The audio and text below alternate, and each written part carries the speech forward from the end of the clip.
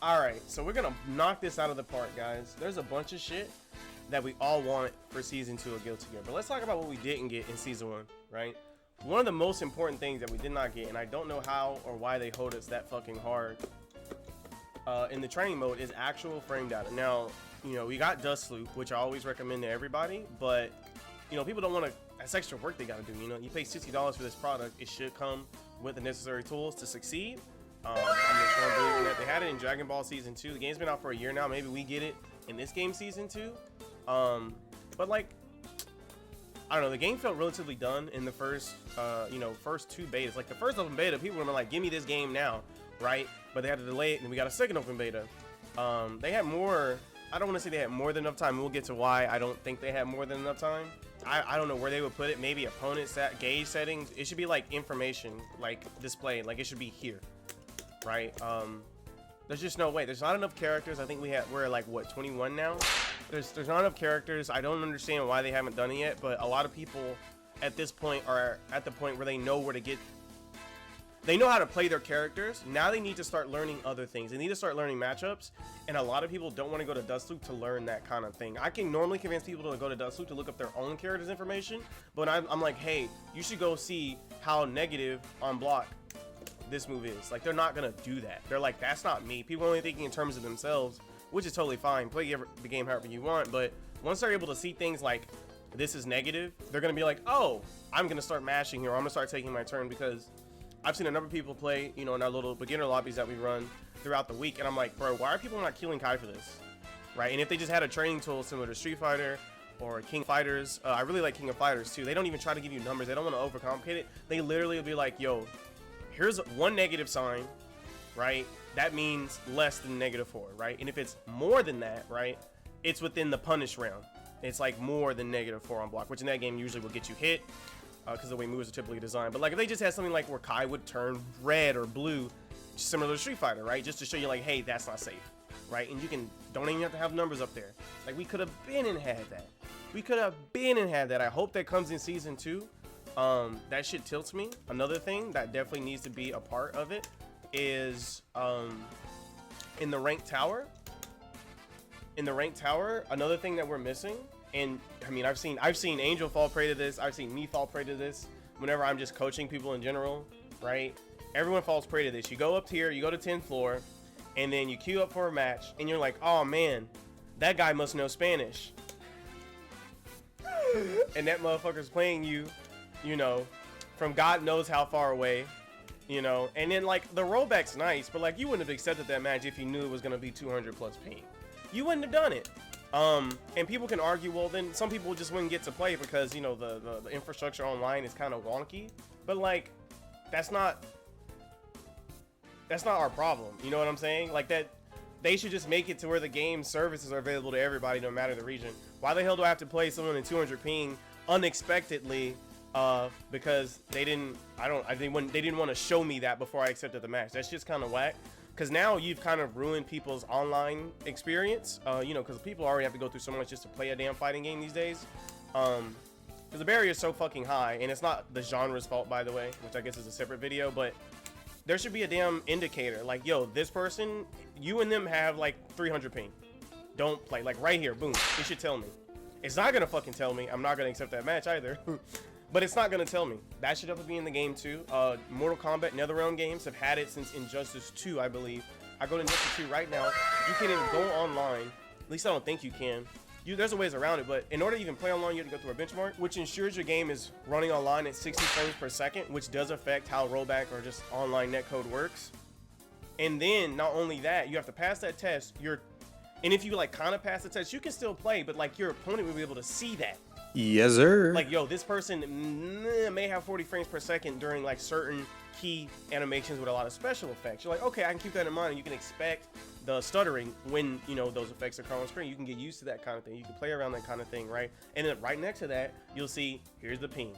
So you can make a conscious decision, even with rollback netcode, if you want to participate in that match. It's already in games, and I don't see a downside to it, and they clearly have that information already. I mean, we see it in the top of the screen when we play the match, you know. So I don't know why the hell that's taking so long. That shit's got to go. But I guess that's kind of a, you know, a smaller issue in relation to the whole There was a time in like Latin America, right? Maybe, I don't know if this is Europe too, but there are certain parts, certain regions, I mean, maybe we've experienced it in America, that would explain why we have these random occurrences where like you literally just can't play online. Like you can't communicate with the server. It's fucking weird. Don't know what's going on there, but like all these things kind of stop people from playing the game. And you really see that not just in Strive, but in King of Fighters 15, because that game had 2,000 players going strong for a long time. Of course, there's a big drop off. And I'm just referring to Steam charts. I'm not talking about, you know, other platforms, other regions. I can only talk about NAPC. And that game is amazing, right? It does have, it's very hard. It's definitely not Strive. Strive is like accessibility, the game. But King of Fighters is like, you know, more rooted in those, you know, traditional fighting game roots. So like the execution barrier is a lot higher. So it makes sense that people would drop off. But there was a strong 2,000 people going ham, right? And those people just normally, you know, grinding out their characters, doing their training mode, figuring out what the hell is good, what's not good, playing all the little, you know, 1 month, 2 month tournaments. You know, those are always in abundance when the game first came out. But you'll see a big drop off because after all that little, you know, the hype or the honeymoon phase is over, people are like, all right, how do I find a match? And it was like, you're fucked, can't find a match. Or like, you know, they would start noticing like the rollback was, they would think the rollback is inferior, when in reality, as far as PC goes, the opponent didn't turn VSync off, so they weren't getting 60 frames per second, which of course will affect your online experience. Like, oh, the online's not as good. So there are all these little infrastructure issues that need to get fixed, and it affects Strive in a similar way that I don't really know why they haven't figured this shit out. I don't know. It's kind of weird. Maybe it's probably a rollback thing, because all these systems were fine when they didn't do rollback. Maybe they have to build a whole new structure for this, and they're just going to take some more time. But that shit needs to come for season 2, or else Strive is just going to, like, the fighting game genre is going to go into what I like to call hibernation again. There's a lot of different fighting games to play right now, but like you can't really indulge. And if you guys, I'm sure you've noticed if you looked at me in Discord, I've been playing a lot of Valorant. Holy fucking shit. In Valorant, I never have to worry finding a match quickly. I don't have connection issues. If I have any issues at all, they're remedied in less than a second with no input from me at all. And I guess that brings us to my next discussion topic, right? Talking about fucking content. Holy shit. That game Valorant got a lot of content. Strive's got to step it up. That story mode, that was not enough content. I actually looked it up on YouTube. You can get the full story. That shit was 40 minutes long. I've been saying it's an hour long. That is 40 minutes long. That is one Netflix episode. I'm not here to dish Guilty Gear Strive, but I'm like, holy shit. Come on, bro.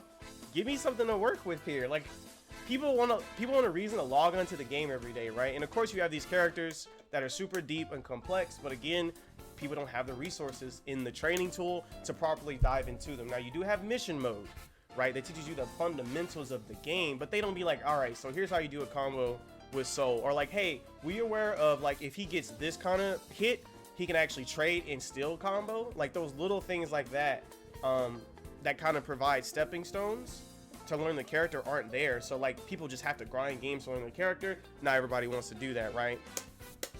And to like kind of supplement that as a replacement for that, they can even do the King of Fighters route, right? Not the King of Fighters route, the Mortal Kombat route, where you have the towers. People can just play all these different modes in Mortal Kombat that have nothing to do with the primary game. Whatever variation of character you want, you can get stat buffs, you can fight bosses. Like, it's super fucking dope.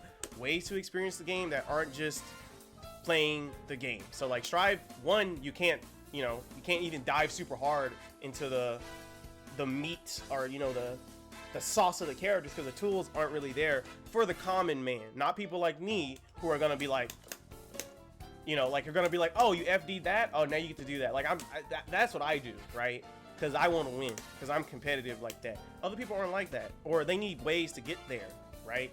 Luckily, I was in an environment where I could learn these things. And by environment, I mean I had access to YouTube, and I would just watch a bajillion videos until I was like, oh, I can see the dots. I can see the underlying subtext between all the different moves and shit. People don't want to do that. Give people stepping stones. NetherRealm games do this beautifully. They literally tell you everything, and they try to give you character-specific information too, by the way. But they also have alternate game modes. Like, we're really missing that. I don't give a fuck about the story mode. You have to give people a story mode, whatever, right? Woolly Versus take care of all that. All of that. There's like, what, maybe 2 or 3 hours of like the whole Guilty Gear. Like, we got more than enough Guilty Gear stories. So you know what? I'm okay with that. You can just leave that alone, right? But give people different ways to play the game. And speaking of that, actually, remember there was a mode that they hinted at in one of the trailers for the game. It was like a tag mode. It was like Kai and Soul fighting Ino together, both of them on the screen, player one side. Like they were both facing player one side versus Ino. They hinted at it at an interview, which I'll pull up on screen, you know, here in a second. But that would be a great mode to have. Like, just beat the shit out of like boss mode Ino. Like, some people still can't beat level 9 Nago. I haven't even tried it. That shit looks like it's hard. But like, just have little boss raid modes with like tag. Like, there's no way they can't do it. They've already hinted at it. The game's been out for a year. I really hope that comes with season 2, because this game's fantastic and it could be really, really. It just, people just need different ways to play the game. I think everyone loves the characters. They definitely love the music. Let's stop the cap.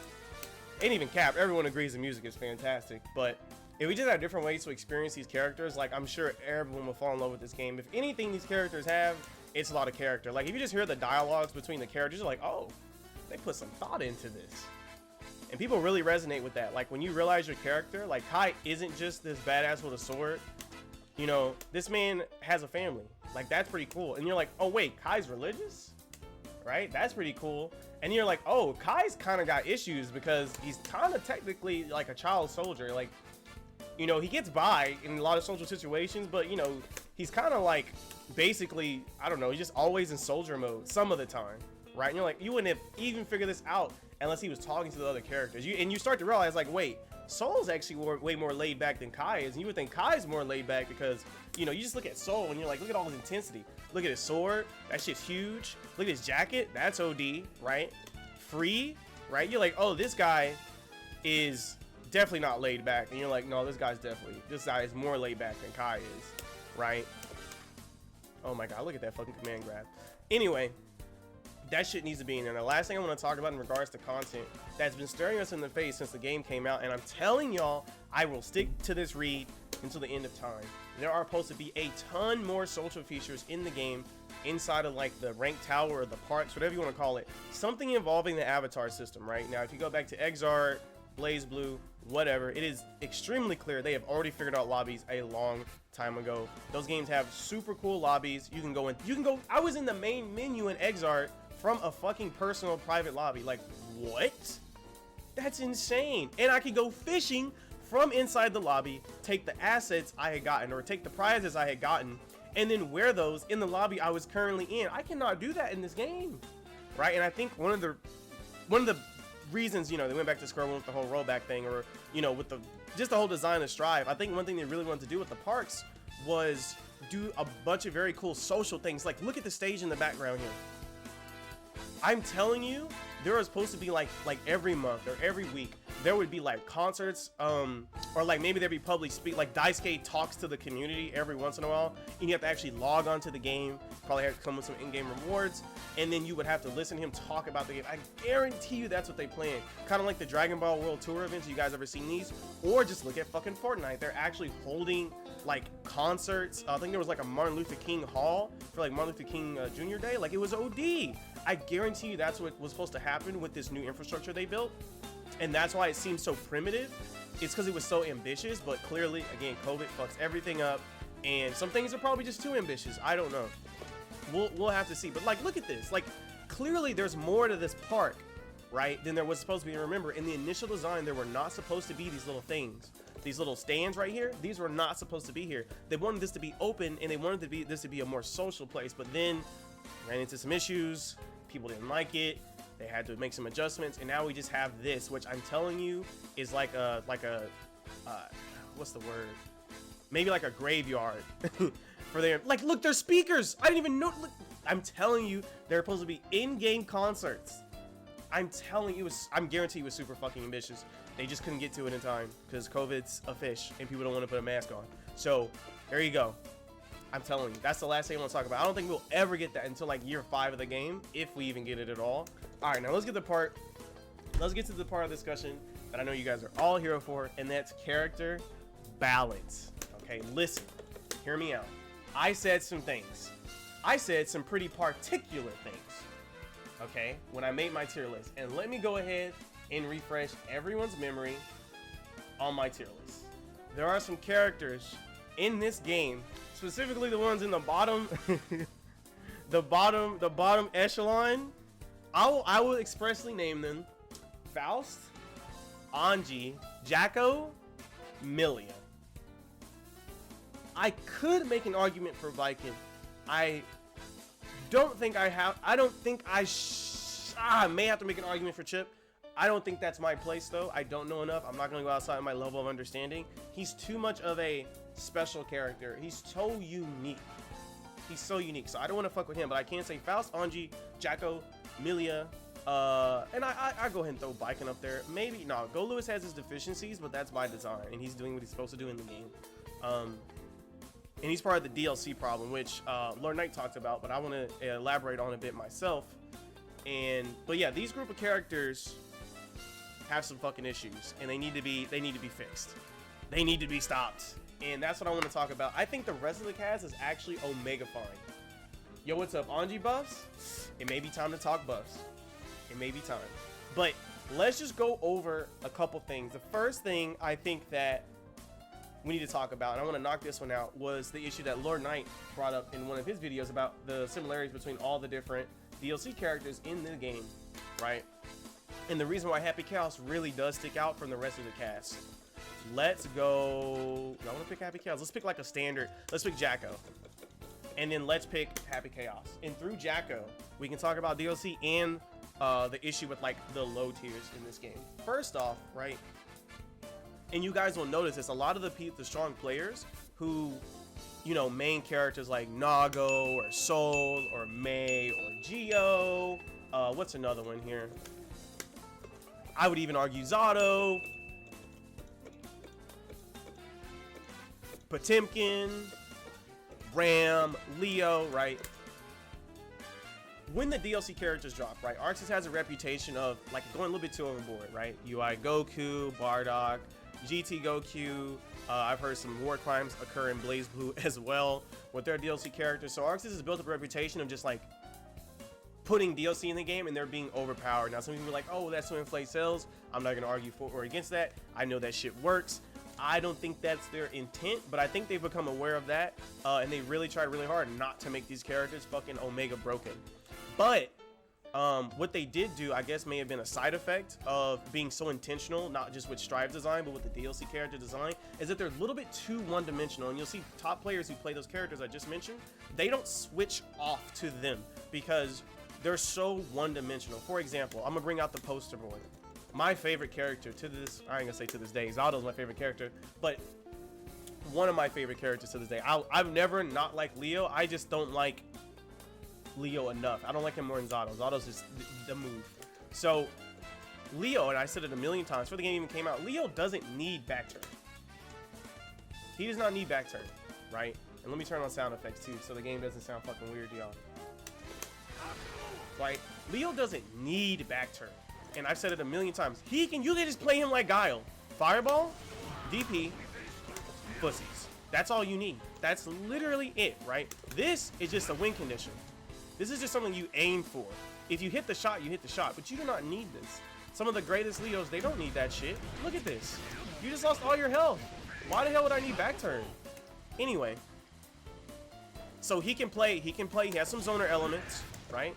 He has some Shoto elements, and he has some rushdown elements, right? And he can kind of mix and match the batch, right? And play within certain archetypes if you want to really, you know, generalize all of his different traits, right? He has access to all these different archetypes, right? Famously, Soul the Grappler, right? Obviously, Soul is some kind of Shoto rushdown archetype, but you can also be like, yo, I'm really about to just fucking grab you, right? You can kind of assert yourself that way, right? Who else is extremely flexible like that?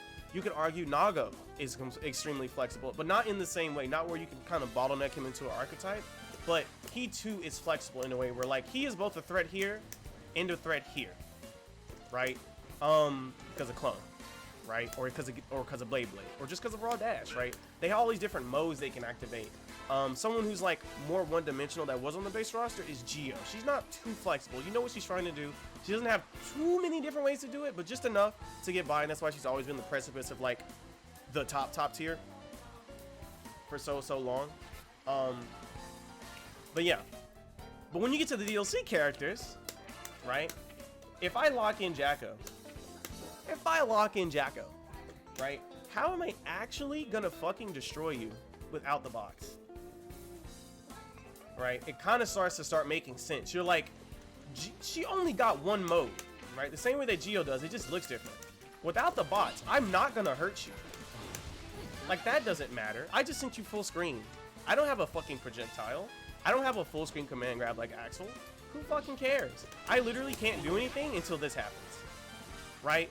Which is cool. It gives you an objective, but in like a competitive sense, or yeah, just in a competitive sense, or like in relation to the other base roster characters, especially the ones that come from, you know, their legacy characters, she's very one-dimensional. And again, they want to make sure the characters aren't strong. So not only is she one-dimensional, without that win condition, she's also not strong. Like, it's not that strong a win condition is what I'm saying. It's like, I have to knock you down, summon the bot, and then do something again to hit you, and then I'll do all the damage. But then you just burst. Kind of sucks, right? Of course you can, you know, do different stuff to bait the burst, but like, all Nago has to do is hit you. He hits you from here, or he hits you from here, and you're probably gonna lose half your health. If Soul hits you from here, right, or he hits you from here, he's probably still gonna take half your health. Now, you could argue, well, from further away, he's gonna need counter hit. I'd be like, okay, you're probably right. But he can get some pretty good trades. Hits a factor from that range against certain characters, goes straight into Viper, lets it rip.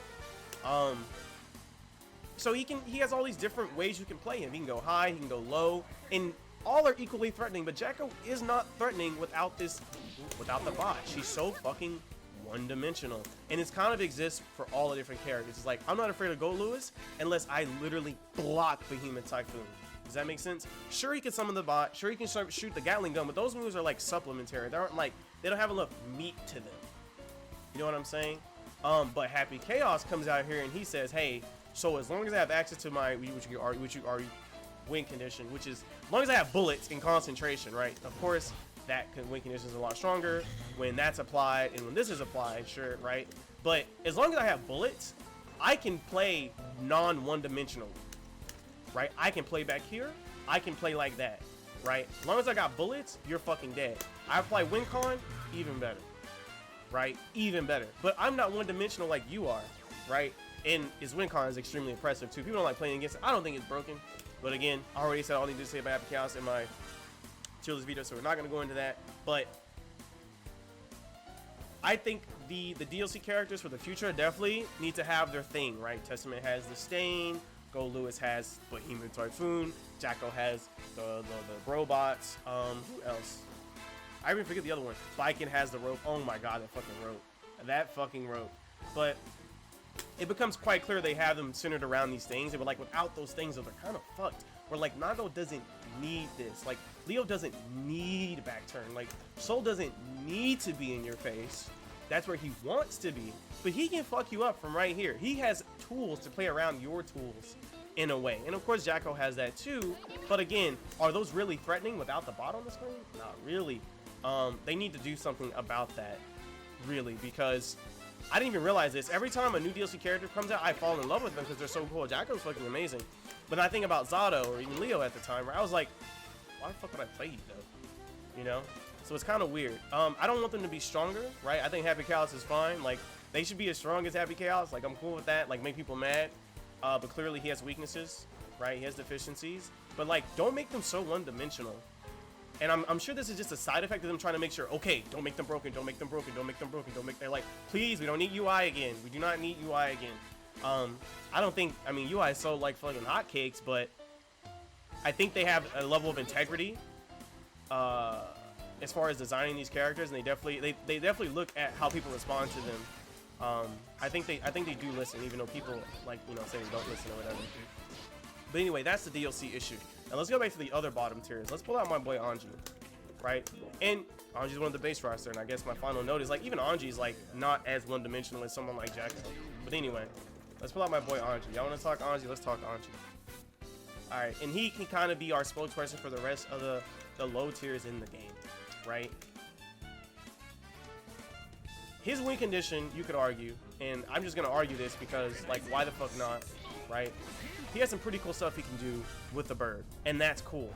But the issue is, if that's not happening, he cannot play the fucking game. Let me see. Can this work? Oh my god, this has to work. That doesn't work. Okay. Like, there's no way. What? 5K 6H doesn't work. Like, that's not. Normalize their tools. That's all I ask. Normalize their tools. This is bullshit. I should be able to jab you and then go into 6H and then go into that. Like, come on, bro. Like, why are you holding me? So normalize things like that. They kind of targeted this issue with like fixing the jabs on a lot of different characters. But like, yeah, I'm gonna keep this video short. So just normalize the tools, bro. The fact I can't do 5K 6, that's actually kind of tilting me. This is unacceptable. So what do I have to do? This? And then you have characters like Milia. Now, this is where I'm gonna ask chat, what the hell do you guys think they could do to Milia to actually make her good? And let's talk about the Milia problem. Milia, super cool. Like I said, inside of her win condition. Outside of her win condition, her buttons are not good, right? Her best button is move. She's the whip punish goddess. She's like baiting your shit, punishing your shit, making you uncomfortable. She makes you jump, right? But a lot of the time, right? She has a similar. Oh, that doesn't. See, hers is a knockdown. Wait, let me see. What can I do here? Right? So let's say I jab out of like a strike throw. I actually don't. I already know that's not gonna work. That's not gonna work either. What would y'all do for Milia? Make Milia's exact. That's what I'm saying, bro. Why is she getting punished for sweep? Why? The answer isn't more frame advantage on knockdown. The answer isn't more damage. The answer is holy shit. Can I end a block stream without dying? Bro, her options are.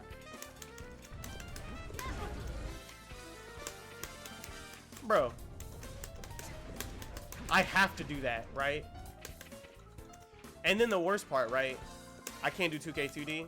Is that a DPable gap? Please don't be. Like, come on, bro. Like, why am I getting hold? I'm about to play some Milia today, y'all. Woo! Anyway, but you get my point.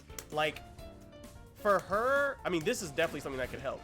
But my point being, a lot of the things that when she's playing the game correctly, she is not rewarded clearly enough, and she's a perfect mascot for this as well. Anji, it's like, why can this move not connect with this move? Milia, right, is like, hey, I played the game correctly. Can you like give me something for this? Let me see. Her 2P is, yeah. So her fastest mash is 2P. What do we get off of 2P? Let's figure that out. Can't do that. Can't do that. So I have to do. Can I do this? Nope. So I have to do this. So if I mash out of your shit, my options are jab, grab, right, which isn't gonna work against a good player, or this weak shit. Yes, right? I get no meaty, right? So she has to now, because of the lack of reward for mashing out is so low here, she has to use her kicks. Now she's using a 6-frame button, right? Which, if let's say for whatever reason they like bait her 2K 2D. Now she's like, oh shit, they blocked this. If I now have to do this, if they have 50% bar, what are actually, what are actually my fucking options? Hold up. I'm actually a little tilted. Hold up. I can't play this character. Wait. So I can't do 2K 2D in general. Let's just start with D.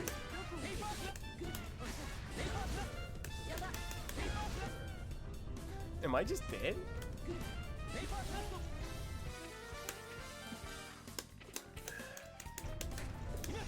Oh my god. Am I just gonna... Oh my god. Anyway, do I get Ride the Lightning for ending my stream at sweep?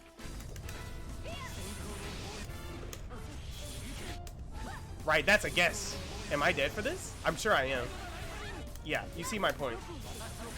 It's either fucking gamble, right? She's not. It's may even hit behind him. Let's see.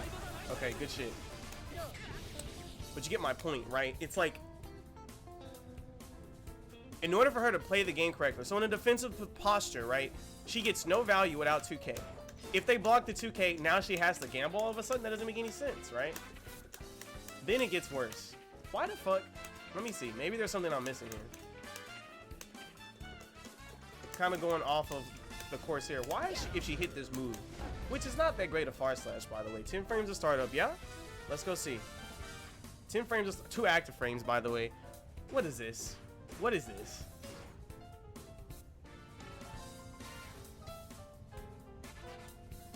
Anyway, why is it if I hit, what does she get for this? That? That? No way. That's cap, right? You see my point. So even if she wins a neutral interaction, which, I mean, to be honest, if she won that, she's fucking amazing. Off of not a whip punish, right? She actually gets a counterattack properly. What the hell is this? Y'all know what happens if Soul fucking hits you with far slash, right? I'm sure you do. What the fuck is this?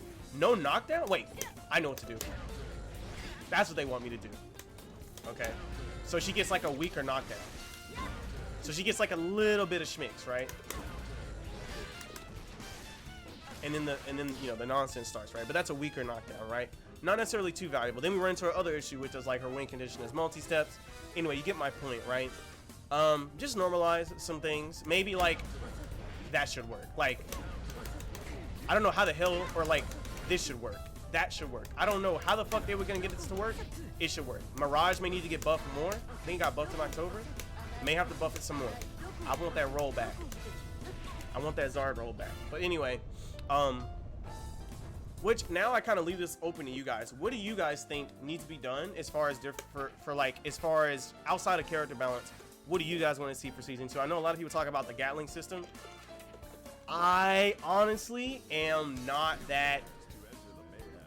I've been playing a lot of Zara, and I'm like, Zara was built around that Gatling system. Strive clearly is not. Just giving them the Gatling, getting rid of some Gatling restraints won't necessarily change much, to be fair. But if people want to just press more buttons, go right ahead and feel free to comment as such.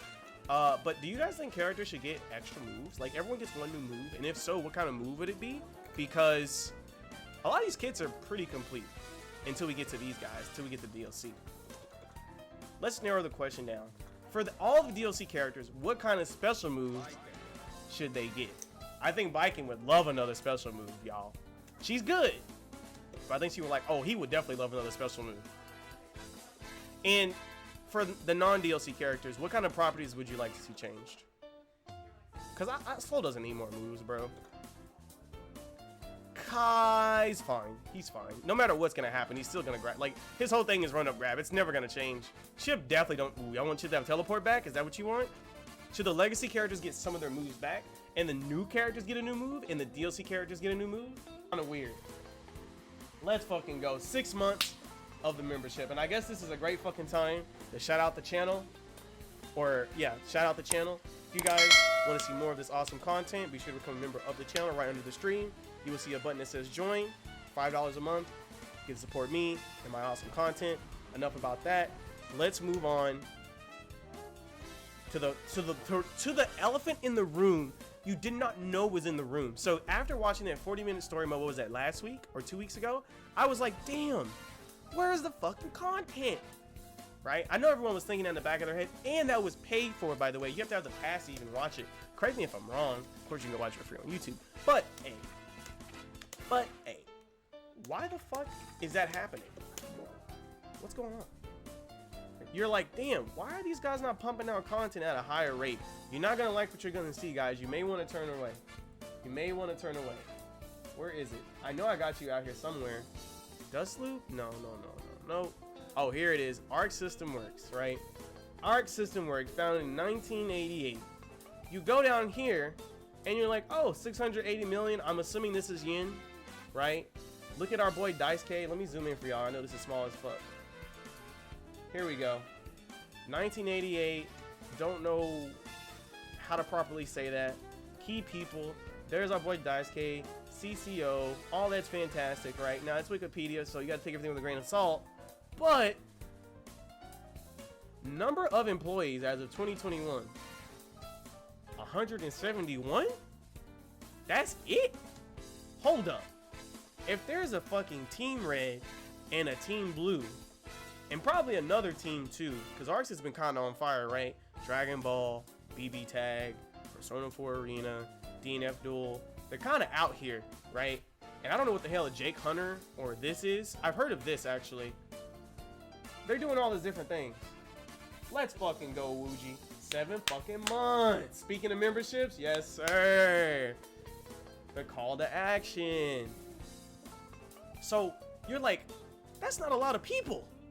171 making a game like this, right? And we want all these different things. We want crossplay. We want tag modes, something to mirror the offline modes in Mortal Kombat 11. Oh, for the love of God. Y'all know we want this. Why? I know if you guys play any league, I mean, anyway. Why are there only 11 colors? Hello? I mean, they're dope. But like, why are people having to mod the fuck out of the game? Just to get like surface level pleasures, right? Anyway, cosmetic game could be better.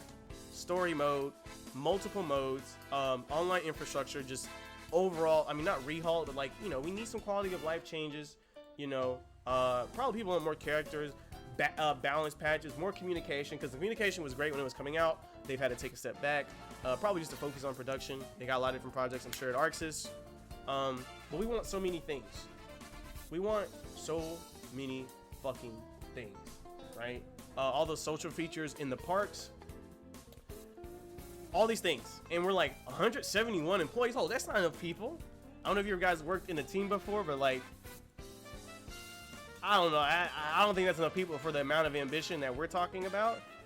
And again, you have Team Red, Team Blue, and all this staff can't just be people who make games, right? It isn't like a they don't know. It's probably a hey, people, Persona 4 Arena rollback. I know y'all want rollback for Exar. Stop the cap.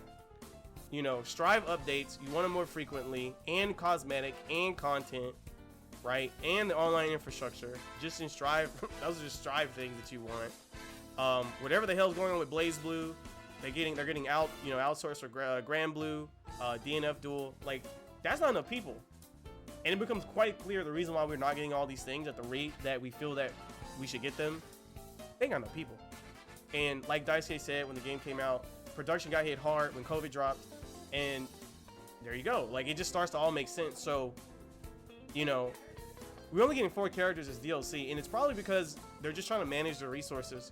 I expect a lot of the things I talked about to get fixed, or not fixed, but to be added, because they're going to be like, all right, we're going to start putting characters in the game because we're good. Because after those 4 characters, I think we're matching Exar in the number of characters we have. They're going to be like, all right, time to get the online infrastructure. Stop. Like, everyone should be able to play the game anytime they want without any issues. Let's get some actual content in the game. We got plenty of characters that are very well designed. Clearly, they can be changed a bit, but like, let's be honest, most people aren't diving hard enough to the game to really like feel or even experience these issues. It's not that big a deal. Trust me, it's just not it. They're just not doing it that hard. They've already blown every other, you know, expectation out of the water with just saying crossplay in general. Of course, Street Fighter has crossplay, but they ain't got rollback, so don't talk to me. I think season 2 is actually going to be fucking legendary. But yeah, that is a final note in regards to what I expect for season 2. Whatever you guys want to see, feel free to talk about it in the chat, in the comments. We are now going to play some Guilty Gear.